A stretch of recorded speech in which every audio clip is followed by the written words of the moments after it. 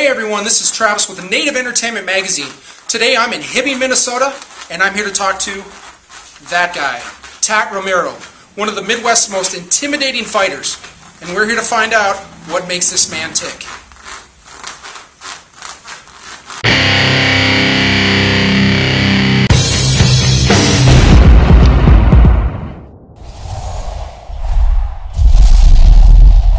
Alright, so mainstream UFC, Strikeforce.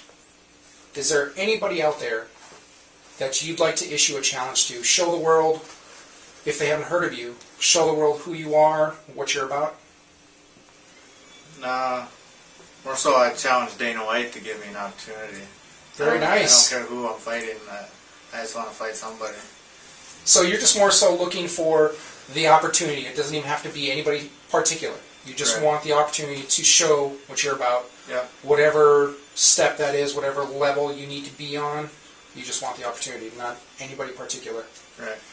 So when UFC and MMA first started, I remember I was just a tiny guy, and there was no rules. I mean, I saw guys, hit him in the crotch, elbow him in the back of the head. What rules would you like to see re-implemented, or rules taken out of the game, so that you can have more of that old school effect back into the fighting, where no holds barred, anything goes? Or do you think that there really should be the guidelines that there is? Well, I think that a big misconception to MMA is that it's so brutal, and I think that a lot of the misconception comes from the earlier days. Right. And in my mind, I think that boxing is way more dangerous than MMA, and I think it's because of the regulations that MMA has. I mean, I think it's, you get knocked out, you get dazed, and the ref is going to call it. Oh, okay. I mean, it's just, I love the sport of MMA. Right. I mean, it's safe. So you don't think there's any new rules that need to be implemented? You don't think it's too safe? Take some out? You're fine with I think it's perfect. It's perfect where it's at right now. I mean, I don't want to get down on the way it used to be, but I thought it was barbaric. And, right. I mean, there's a lot of things that were wrong with it, and there's reasons that the rules were implemented. So the rules almost bring more respectability to the sport, would you say? Yeah? Yeah. Okay. So have you had many injuries from your career so far? My very first fight, I broke my hand. Other than that, well, I guess I shattered my nasal socket when I fought Dan Sayers. Okay. Broke my nasal socket in the second round and fought 5. Wow. So, oh, that's crazy. That was the best fight of my life. 2 native boys going at it. I was just going to say, that's crazy. It was amazing. So, we talked about your injuries. Do you know of some of the injuries you've inflicted on other opponents that you're aware of? I've broken a few jaws. That's, I've obviously broken a few noses here and there, but right. I mean, more so, just broken jaws. Broken jaws. I more from strikes than twisting of anything, or yeah, I don't try and break arms. You don't do submissions. You try to knock out. I break faces. Nice. So, what match from your past still eats at you? Is there any that you just can't let go of, that you're like, I don't like the way that one, not necessarily the outcome, but just how you feel your performance was? I'm the type of fighter that it is what it is. It is. When it's done, it's done. When it's done, it's done. I mean, it fuels me, right. But it's nothing that I dwell on. I mean, every loss that I got on my record, it's helped to improve my game. Right. I mean, right down to, my last loss was with Leo Kuntz. Right. I mean, which in my mind it wasn't a loss. I have to agree with you. And I'm happy with it. Right. I mean, there's nothing. The kid was tough. Right. I'm not going to take that away from him. Right. One loss that would probably eat at me the most would probably be my loss against Lucas St. Clair. Okay. I should have never lost to him. Now, was that a decision thing or your performance? He beat me. Oh, he beat you. It was my performance. Okay. I think I cut way too much weight, way too fast. And okay. Again, I learned something from it. I learned something about myself. Right. I learned how to, properly cut the weight. Right. And I learned not to fight with raw emotion. Aha. I did. Okay. And that took a lot out of me right away. And that was the first and last time I let a fighter get under my skin. And very nice. So. Gotcha. So you've got a full schedule. You're a fighter.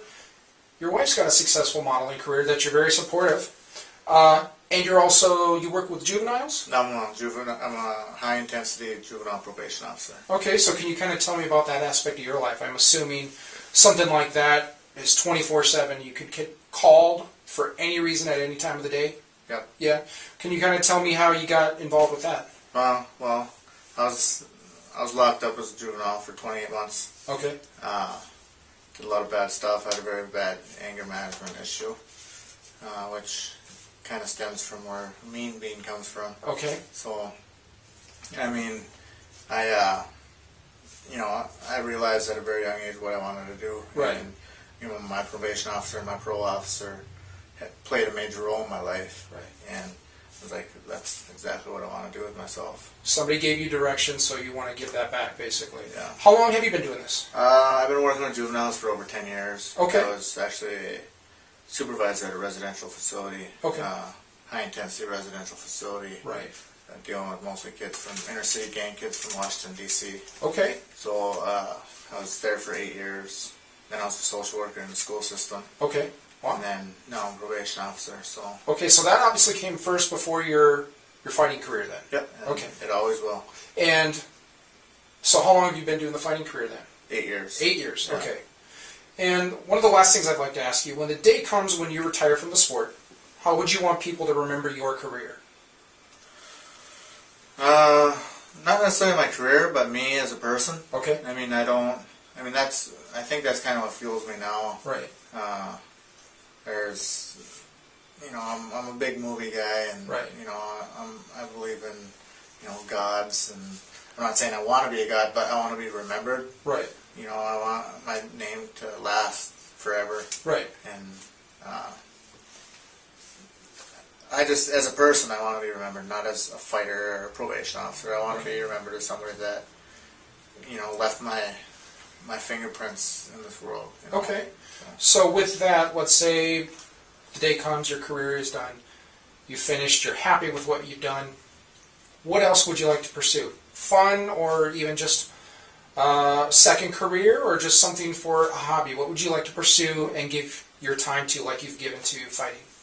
I'm already starting to kind of transition, helping my wife. I'm managing my wife. Oh, okay. So, some sort of manager, like manage fighters. I'd like to open up my own gym. Sure.